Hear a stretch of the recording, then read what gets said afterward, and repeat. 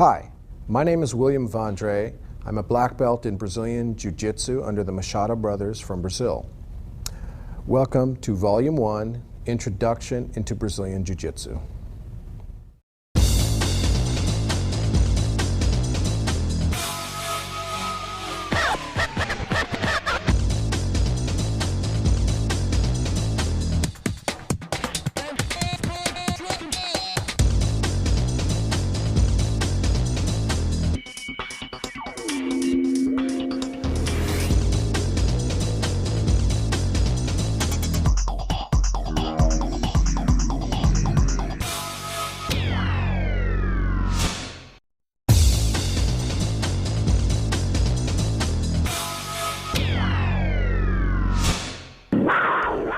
Whenever people discuss Brazilian Jiu-Jitsu, first of all, they need to be introduced into what exactly it is.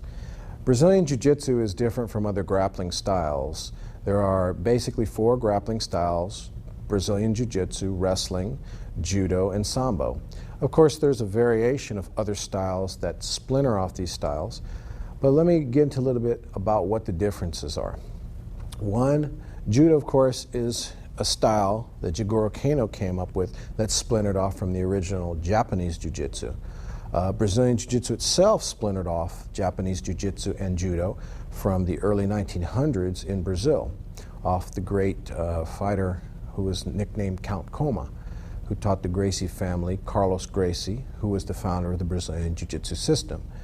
Carlos Gracie's nephews, the Machado brothers, who were my instructors, learned from him, and their cousin, Carlos Gracie Jr., who is the head of Gracie Barra in Brazil. And they developed styles and techniques and came to the United States. Everyone has wondered about Brazilian Jiu-Jitsu, thinking sometimes it's just on the ground, but there has to be methods to get to the ground. The difference between Jiu-Jitsu and mainly other styles is more defending on the back, more techniques from the guard position, which I'm going to show you in a little bit, and some different setups for different submissions.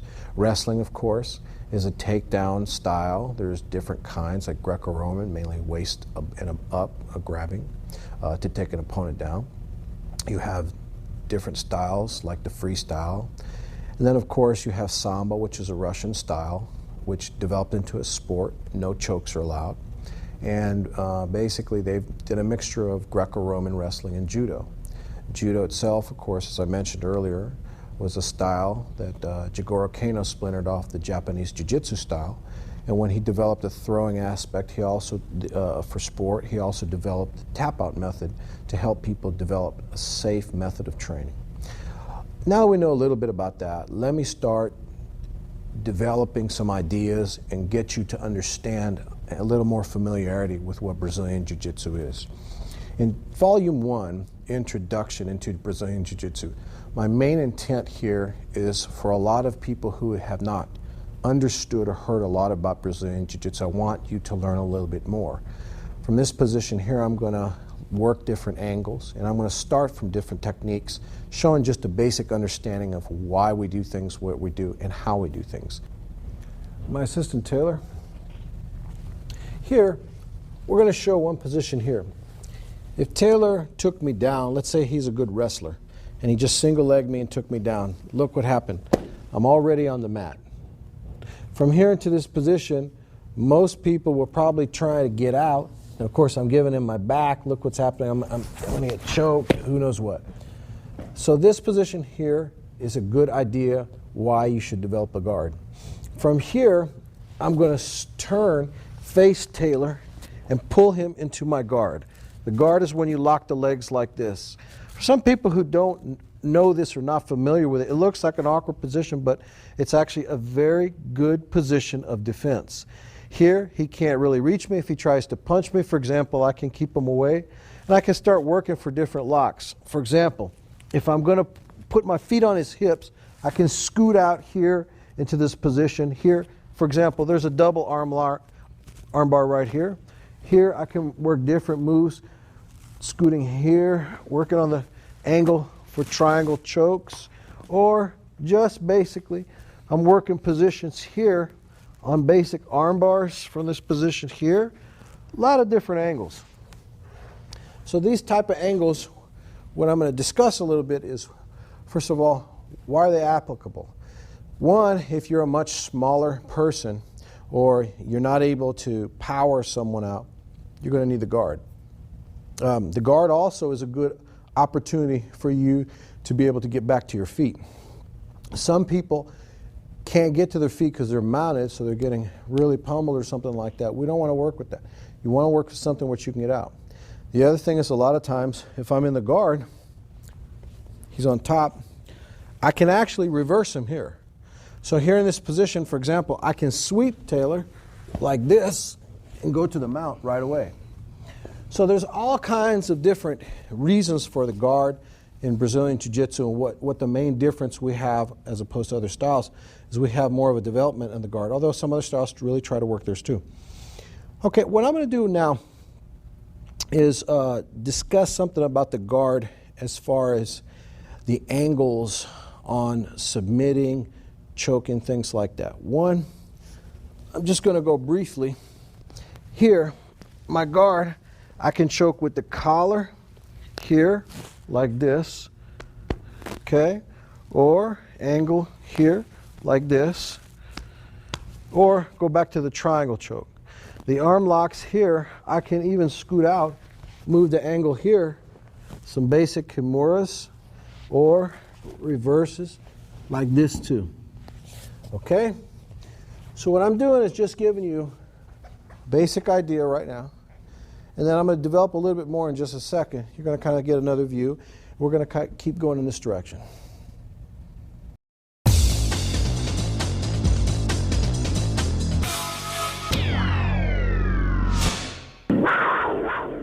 Okay. The next thing we're going to talk about is a little bit of strategies in Jiu-Jitsu.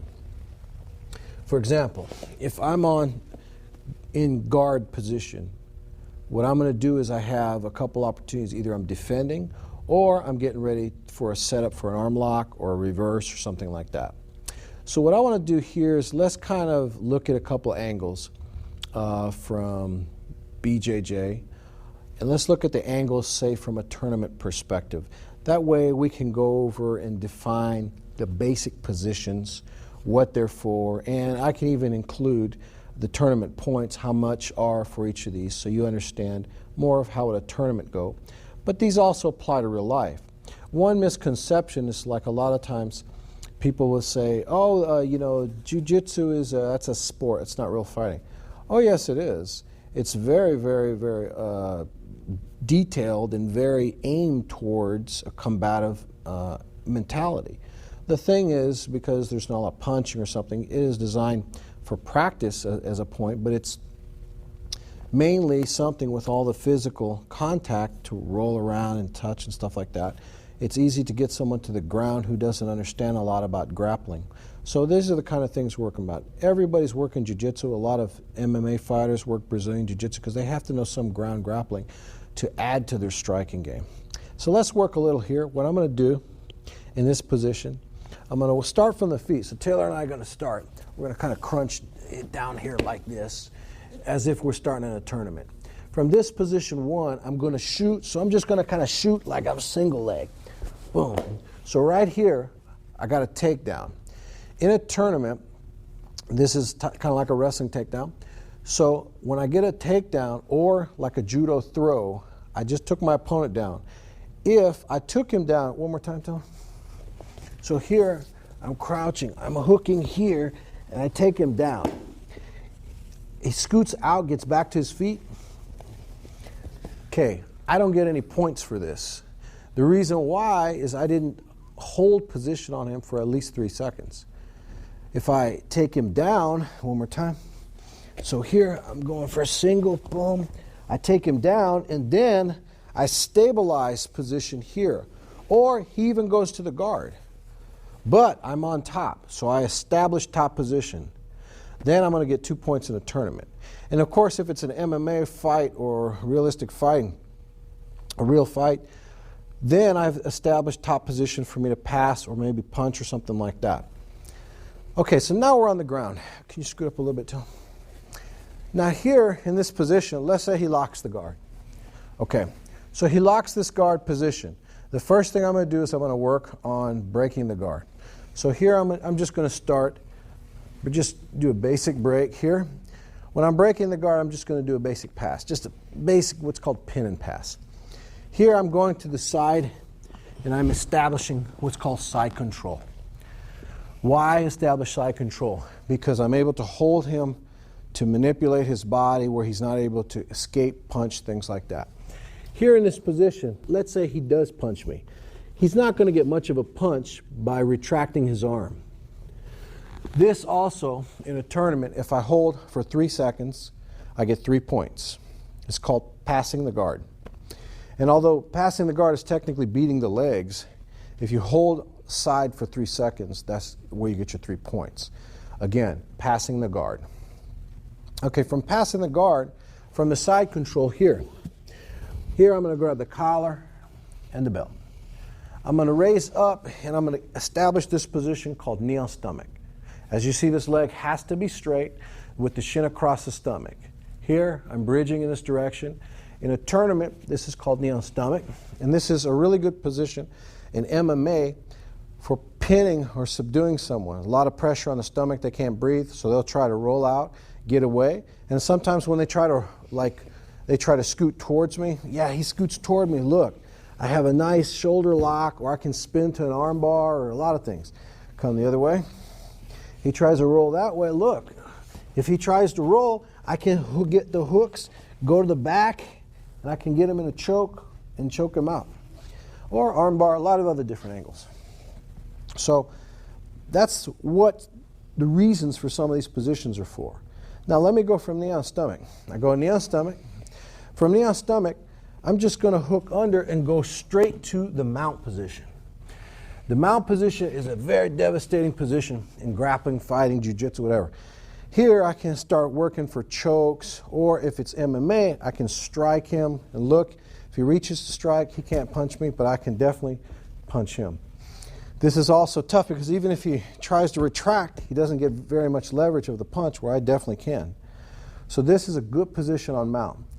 If I'm punching him to the face or elbowing or something like that, he's had enough of it, he's trying to roll away.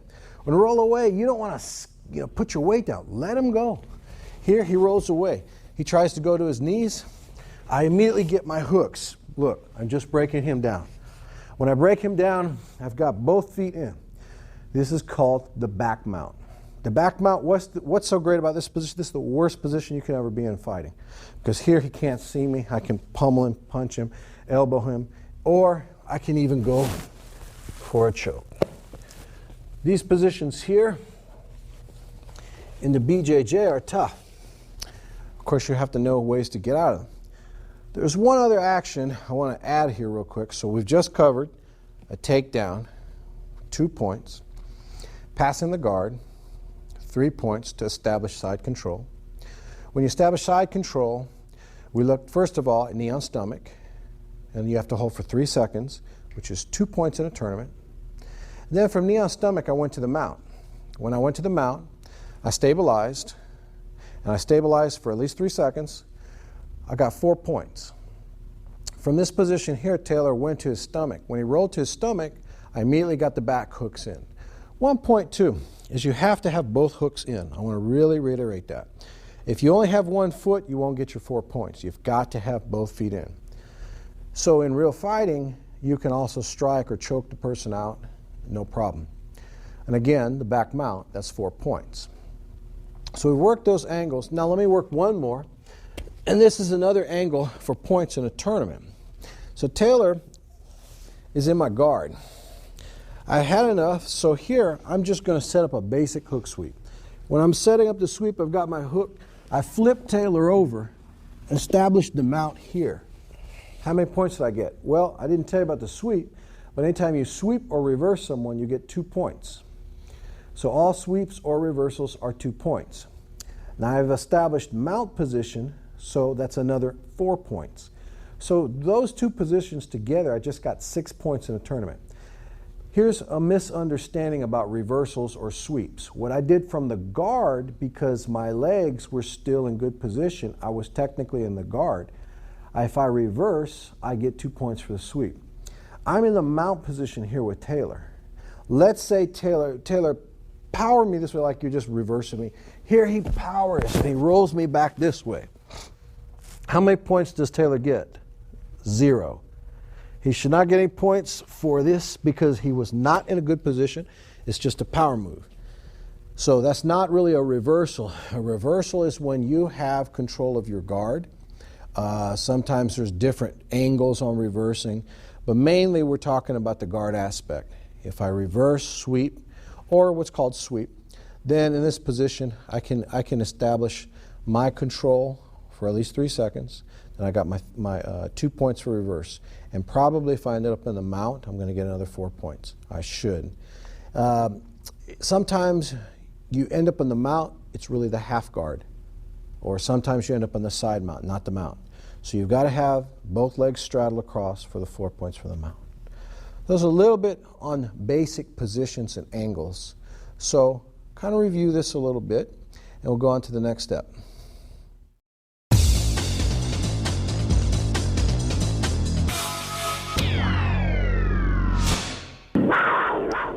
So now that we understand a little bit about position, and there's a bazillion ways to get there, which on some of the other tapes you'll see a lot more of that. But now let's look at a little on submission. Submission is a finishing hold. Could be an arm lock, could be a choke, could be a leg lock. So what I'm going to do is go over basically a few submissions. And if I went through every submission, I know we'd be here till 3,000. But let's just confine it to some basic or fundamental intermediate areas, like basic arm lock, basic chokes or collar chokes or something like that. That way you get a brief understanding about what positions and submissions, how they relate and what they're for. So the first submission, let me introduce you into what's called a basic arm lock. And for some of you who already understand what some basic arm locks are, we have some more intermediate advanced techniques coming too. But let's stick right now for just the fundamentals for those who are new to Brazilian Jiu-Jitsu, and for some who need a good introductory about what some certain positions and submissions are. So the first piece I was looking at, Taylor, go to guard. Let me start with something basic. Here, I'm working on this position. Here I'm just going to show a basic ankle lock. A basic ankle lock is I'm in Taylor's guard and I'm just sitting back. When I'm hooking this leg here, I'm going for ankle lock 1. You'll learn more about these on the leg lock tapes, which is on volume 6. Here, into this position, ankle locks are very tough on people because they hurt the ankle into this position. And I'm going to squeeze, hold, squeeze your knees, bridge, tight, yes. Okay? That's a basic ankle lock.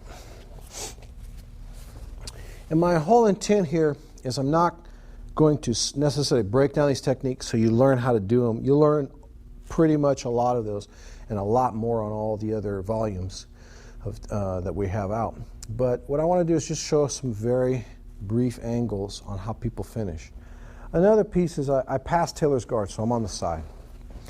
When I'm on the side here, the first thing I'm going to do is look at the basic Americana, which a lot of people know. So here, for those of you who don't, I'm just hooking the arm like this. I'm raising, dragging, finishing like that. Okay? This also, you can work with this from some other tapes too. So here I'm dragging, finish, like that. In this position here, I'm going knee on stomach. When he tries to roll away from me, Here I'm going to hook this arm like this. When I hook this arm here, notice my knee is on the back. I'm hooking the arm, I'm going to grab my collar. I can either post here or even just post on his hand so he can't grab the other one. From here, I'm just going to lean, step. I'm going to sit here.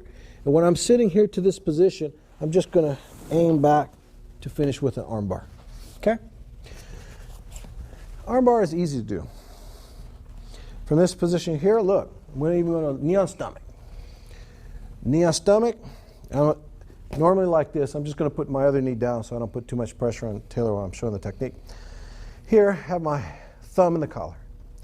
This hand is going to come over like this. This is called the bat choke. I'm walking around. I'm just going to squeeze, go for position there. From this position here on knee on stomach, you can do so many other locks. Knee on stomach, he tries to push out on my knee, so I'm going to push this leg down. This arm down. I'm walking around, look, I'm going to hook the arm.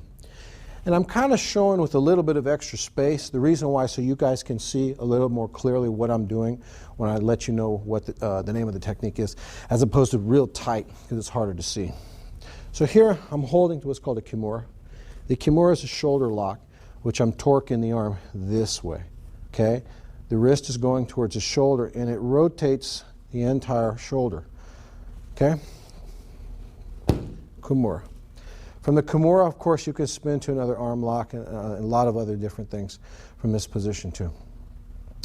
On this position here, from this kimura, a lot of times, and Taylor, can I have you scoot around this way? I'm going to show you another angle on choking.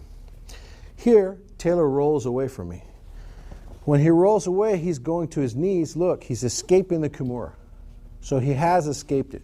Come back one more time. Yeah, walk away just a little bit more. This way. Yeah, there we go. Okay. So here I'm trying to kimura. He rolls away. Here I roll with him. And I'm going to sprawl my weight on him. When I'm grabbing his hand like this, this is called a one-on-one. And I'm just trapping his wrist. Some people, straighten your arm a little bit, Taylor. Let me have your wrist. See, I'm grabbing with the thumb. When you grab with the thumb, it's hard to hold. So I like the monkey grip like that. It's hard for him to escape this way.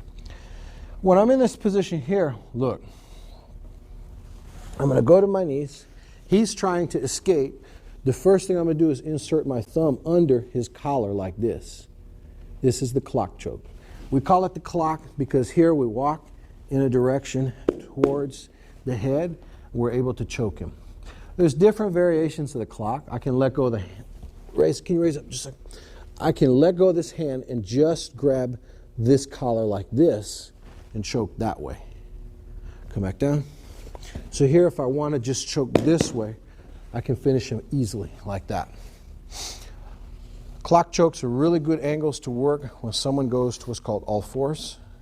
Here, let me get you right back in the position one time. Here, when I'm in this position, I'm moving to this position here. A lot of times when guys work here, in this position, they're kind of on all fours. And here, a lot of times, I like to drag them back to the side. When I reach here, pull this here, I grab their foot, I pull, and angle them back here. Let me scoot back just a little bit. So when I'm under this position here, I drag their arm in, I trap, take them under. Look, I'm going to reach under, I've got him trapped. Here's another choke. Here, I can easily finish him too. So these are different angles on submissions, because remember, what we're working on is just introducing you into what is submissions. A lot of different submissions. For example, basic angles on this, more advanced. There's other things, if I want to start getting to a little bit more advanced things. Come here for my guard for a second, Taylor. Here, for example, I'm starting to move towards an angle on sweeping. Sometimes they post out like this. When they post out like this, I can't sweep them. So here, look, I'm just going to show you my foot comes here, struggles out, this arm comes over. You see what's already happened with Taylor? And here, if I want, I can't even reach around the arm, he's already tapping, because this is a good shoulder lock. And here, if you want to be a little bit nice, you can just kind of go very slow on your partner, like this, little angles like this. So in Jiu-Jitsu, we have a lot of different submissions, but as you kind of see, what's a part of this game can be part of this or that. A lot of times, you work in one position, you get on top, you're back to the guard, things like that, you don't finish. There's different angles for different submissions. So this is kind of just to inform you and just kind of catch you up to speed until we start working some other things. And we'll work the next thing in just a minute.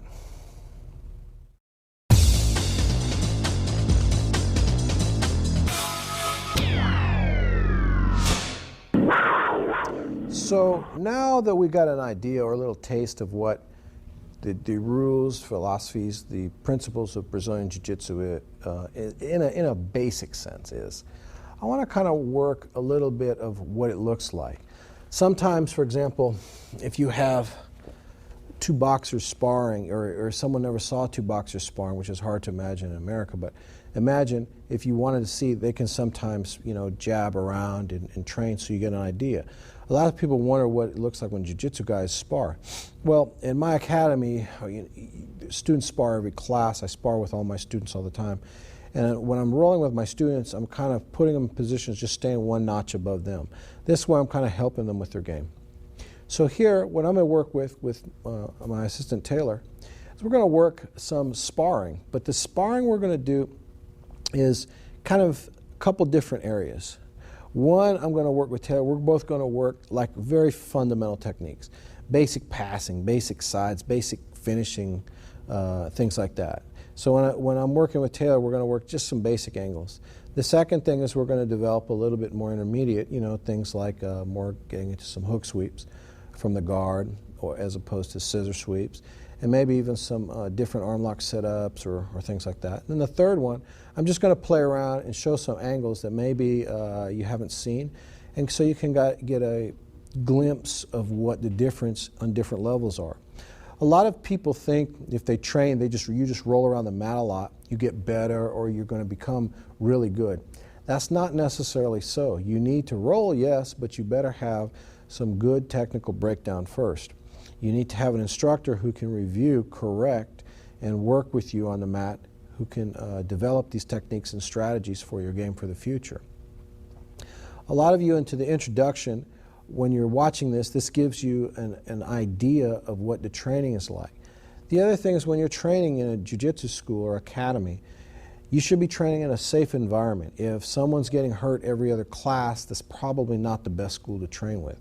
If you're not getting breakdown instruction where you're learning a lot, or you're getting corrected for your mistakes, it's probably not a great school to start with. You should probably always look for academies or instructors who, number one, have credible instructors, people who are there to teach you as opposed to just try to tear your head off or something like that. It's tough sparring, competition sparring is tough. You have to really go hard, full speed, 100%. But you have to also balance. Sometimes you're not feeling good, you didn't get much sleep the night before, you're getting over a cold or something, or an allergy. And sometimes you have to train at 60% or 70%, but it's better than nothing. So always keep your training the best you can. So what I'm going to do now is my assistant Taylor and I, we're going to kind of just go from a position. I'm going to start with a lock guard, then I'm going to work some basic sweeps, basic finishes, and kind of go from there. And then we're going to break to the intermediate section, then a little bit to the advance. Okay? So a lot of times when we're sparring in my academy, the best way to spar is never just start rolling. You always shake your hands to show respect for your fellow student and your training partner. Also, when you're sparring, is to better yourself, not necessarily just to roll to see who wins or loses. If you're not improving your game by experimenting or trying new techniques, you're wasting your time. So here, Taylor and I, we shake hands. I'm going to go to the guard. So here I lock guard. Taylor tries to break the guard. He breaks the guard. Look, I'm scooting out already. I'm getting him in a basic sweep one. Now, in the mount position here, I'm kind of working for some basic locks. Taylor starts scooting out. He starts elbow escaping. He goes back to the guard. Look, now he's in this position here. So now Taylor is trying to move for some triangle chokes on me. So he gets one, almost gets it in there in this position. So luckily, I'm getting out of position, hooking. I'm posting underneath. I'm going to pass Taylor's guard, but Taylor's legs are too wired, too flexible, so I'm going to flip Taylor into the flip pass here. From here now, I'm going to go to Taylor's back. When I'm going to the back, I get one hook in, except Taylor rolls with it. He's rolling. Now he's getting on top. So he gets on position here. Once he's getting on top, I'm trapping the half guard. Here I trap the half guard. Taylor breaks that, passes the guard. Yes. Now he gets side control. Here, when Taylor's going side control, I'm trying to push away, but look, he gets the arm lock here in this position. Once he gets the arm lock here, I'm just going to push the leg over the head, come up a little bit, start going to position here. Taylor's going back to the guard. Now he's going back to the guard again. Here, basic 101, bam, I get an ankle lock. Okay? So, that's a little bit on some basic position, basic rolling, stuff like that. We'll be right back and go a little bit into some intermediate.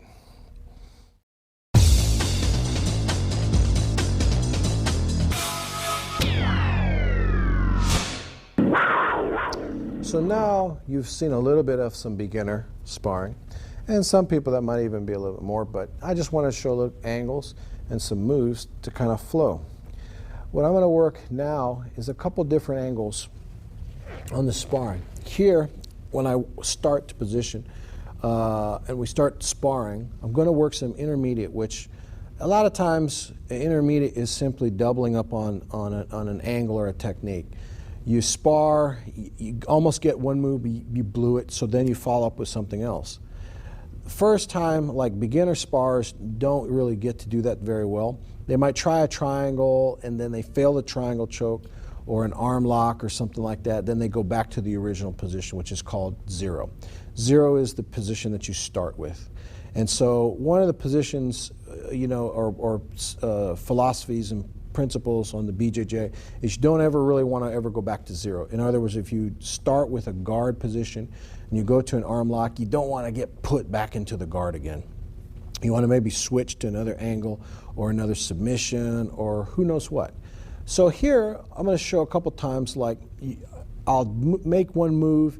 If that fails, then I'll switch it to another move. But Taylor and I are just going to play around a little bit back and forth. So we're going to work a little bit on the intermediate. We're going to show it the same way. Again, anytime you start when you wrestle your partner. And here we're starting on the knees, which sometimes in my my students in my academy, sometimes there's close to 50 people in the class. There's sometimes 40, 45 people or plus that all wrestle along. So it's hard for everybody to stand up and spar and take down everybody at one time. Also, you're able to work straight to your ground grappling. You have to work your stand-up too, like we work a lot of wrestling takedowns and trips and throws and things like that. But you have to separate those two types of training. Stand-up is a different game that you have to work to add to your jiu-jitsu game on the ground. And then, of course, your ground fighting, you should get your sparring in almost every class. So here we're going to work, we're going to work a little bit of intermediate sparring, so you can work a couple different angles, maybe a couple chokes or locks that you haven't seen. So we shake hands out of respect for our partner. We start. Good. Taylor's trying to pass. I have the hook guard now. I go for sweep one. I'm going right for the mount, but look, he already is recovering his guard. So here now, I'm going to hold position from the side, but Taylor's got his hook too. Look, he reverses me now. Okay, so now Taylor goes to the side. When he's going to the side, I'm blocking to position so I can't get taken anywhere. Taylor's trying to go position. Look, he goes for that. Here, I'm going right for the defense. So I reverse him using a counter defense for the lock.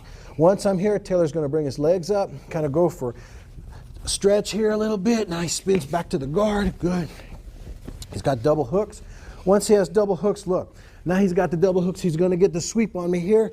So he sweeps me high up in the air. But I know the counter to the sweep, so I get him on side. Look, got him on position into a scarf hold. He's moving backwards.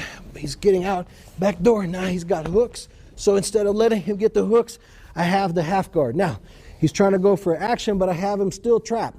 So in this position now, I've got to move positions. I got to get going in position here. Here, Taylor catches me in a triangle choke. So again, I'm going to move, work, break position. He almost gets me an arm lock. I'm protecting my knee a little bit. Now I'm moving different angles. Here, I'm going to work. Boom. I sit down, and again, I get him in the same ankle lock first round. So, you see we kind of changed the game up a little bit. Here, Taylor and I were working different angles and moving an escape into another move. He almost gets me in a triangle. I escape. He almost goes for arm lock. But ultimately, you say how even though we're mixing different levels or changing levels, we go back to some of the fundamental areas, mix on intermediate. And as you see, I go right back in the end to just a fundamental ankle lock. So sometimes you can mix a lot of things like that. So hope you enjoyed that. And I'll show you the advanced stuff in just a second.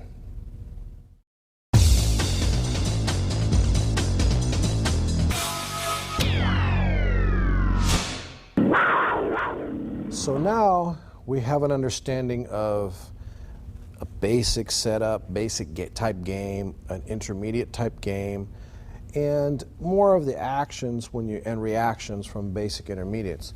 A lot of techniques and reactions are predicated on the actions.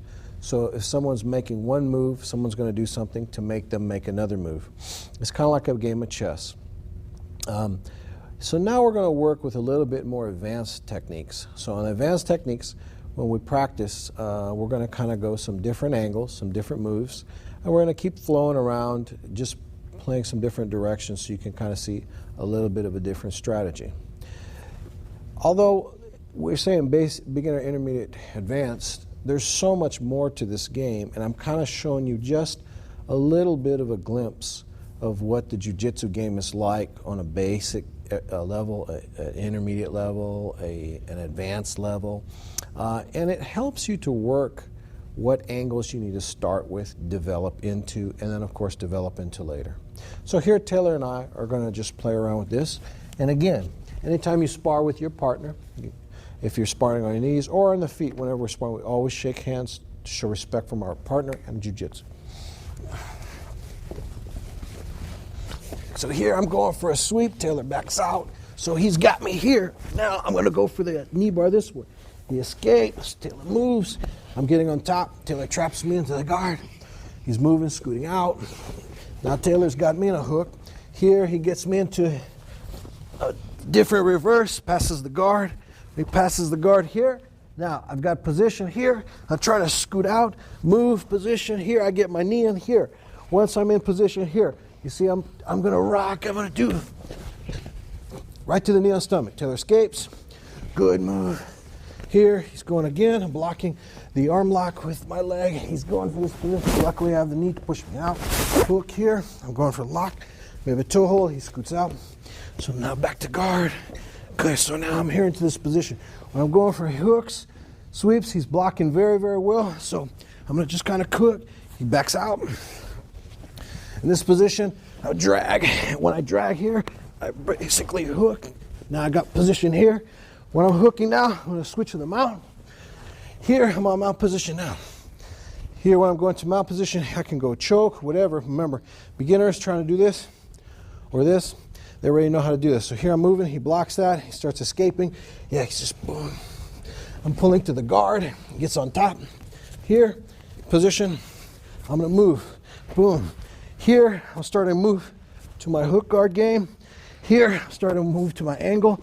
Here, I'm gonna end up rolling to flatten him out, and I'm gonna kill him, ultimately with a choke. So, we're just playing with some other actions and reactions here. And even though we're not, really working like full speed pace, but we're kind of just playing. And this is part of the game of grappling. I think a lot of times when people are wrestling, you have to explore the good and bad positions to make your entire game a better grappler. Thank you for watching Volume 1, Introduction into Brazilian Jiu-Jitsu. And if you are interested in seeing my website, I have one. It's www.austinbjj.com. And if you're interested in contacting me or email or phone, I have an academy in Austin, Texas. You can come by and visit. Or if you're interested in being a student, give me a call. Thanks a lot.